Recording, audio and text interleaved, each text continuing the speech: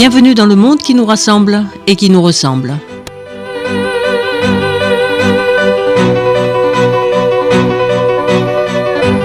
Le mal court et galope dans le monde de la colonie. Le mal n'épargne personne et c'est tant mieux. Comme ça, il y aura beaucoup de monde qui descendra dans la rue pour dire « il y en a marre ». À Sétif et à Guelma, ils étaient très nombreux. Il y avait même des femmes et des enfants.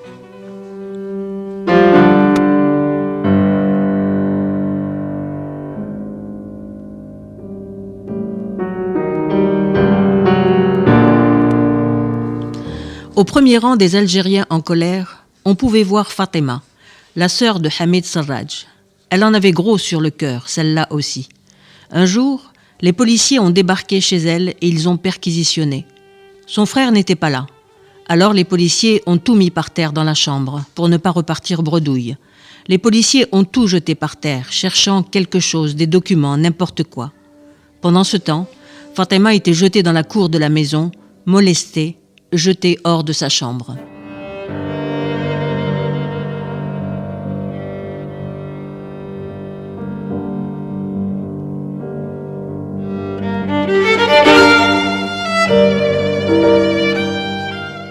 Ce jour-là, le jour de la perquisition, toutes les femmes de Dars Betar étaient étonnées.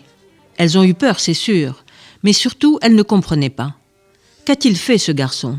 Qu'a fait Hamid Sarraj ? Nous le connaissons depuis qu'il courait dans la rue. Nous n'avons jamais rien eu à lui reprocher. Il ne ferait pas de mal à une fourmi. Avec quoi ferait-il du mal ?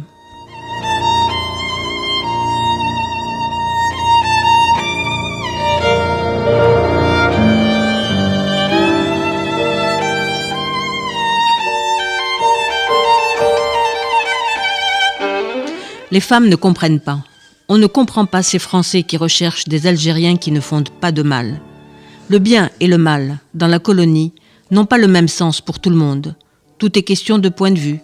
Le mal, pour les policiers comme pour le proviseur qui a exclu Mustapha dans Nedjma, c'est de penser que le colonialisme n'est pas une bonne chose. Alors, le colonialisme fait le ménage, il traque, il chasse, il emprisonne.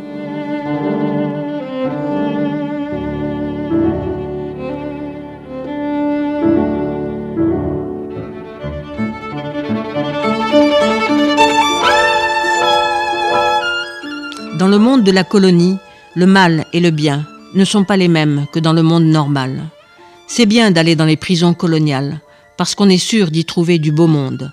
Alors Fatima est fière de son frère Hamid, que les policiers sont venus arrêter à Dars Betar.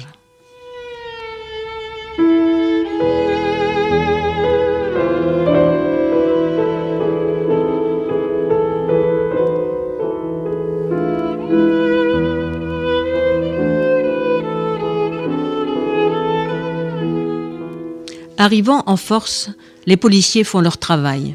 Ils perquisitionnent dans la grande maison, qui se recroqueville sous l'assaut. Puis, comme un animal qui doit identifier l'ennemi, la grande maison sort ses antennes. Elle prête l'oreille, elle devient attentive, elle se met sur ses gardes. La grande maison mobilise ses forces. Elle devient l'ennemi avec laquelle les policiers devront compter.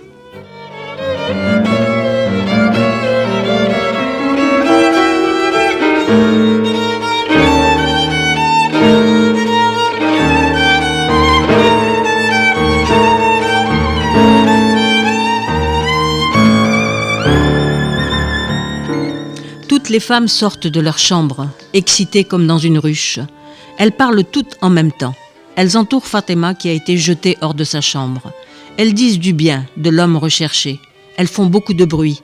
Elles ont presque oublié les policiers. En tout cas, elles n'ont plus peur.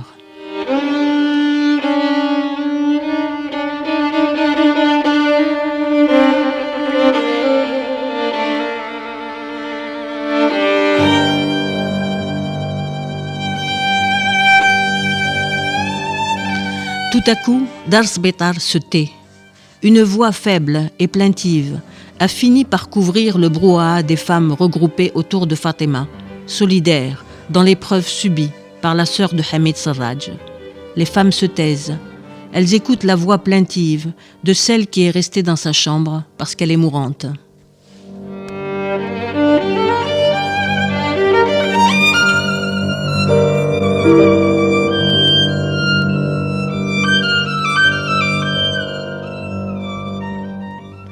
La jeune femme qui se meurt s'appelle Menoun.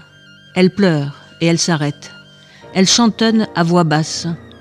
Quand la nuit se brise, je porte ma tiédeur sur les monts acérés et me dévais à la vue du matin, comme celle qui s'est levée pour honorer la première eau. Étrange est mon pays, où tant de souffles se libèrent. Les oliviers s'agitent alentour et moi je chante. Terre brûlée et noire, mère fraternelle, ton enfant ne restera pas seul avec le temps qui griffe le cœur. Entends ma voix qui file dans les arbres et fait mugir les bœufs.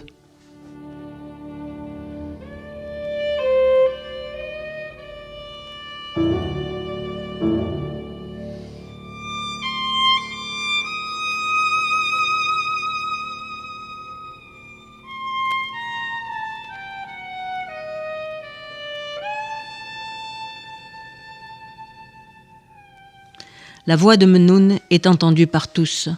La mélopée de la mourante s'est saisie de la vie de Darsbetar. Les policiers sont interloqués. Ils abandonnent la fouille et la chambre de Fatima. Ils sortent de Darsbetar, pleine de crainte et de défis. Pleine de crainte et de défis, la grande maison a montré les dents d'une mourante qui pleure et chante doucement. Moi qui parle, Algérie, peut-être ne suis-je que la plus banale de tes femmes, mais ma voix ne s'arrêtera pas de héler plaines et montagnes. Je descends de l'Aurès, ouvrez vos portes, épouses fraternelles, donnez-moi de l'eau fraîche, du miel et du pain d'orge.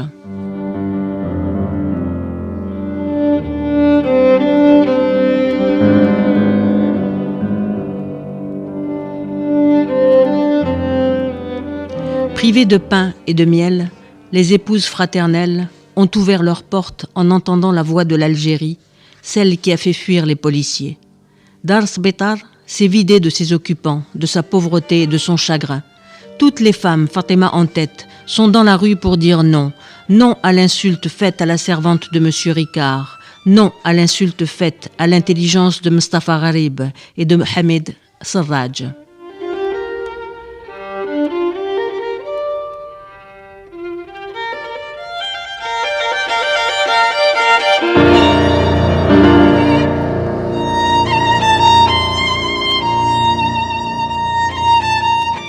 Fallait pas nous humilier, fallait pas nous frapper, fallait pas nous coloniser. Malgré les coups reçus sur la plante de nos pieds, malgré les coups reçus au plus profond de notre âme, nous marcherons comme nos frères de Sétif et de Guelma. La longue nuit de notre ressentiment a été trop longue, longue sera la marche. C'est le pain d'orge et le miel qui attend les marcheurs infatigables. Juste récompense pour ceux qui ont su dire non au moment où il le fallait.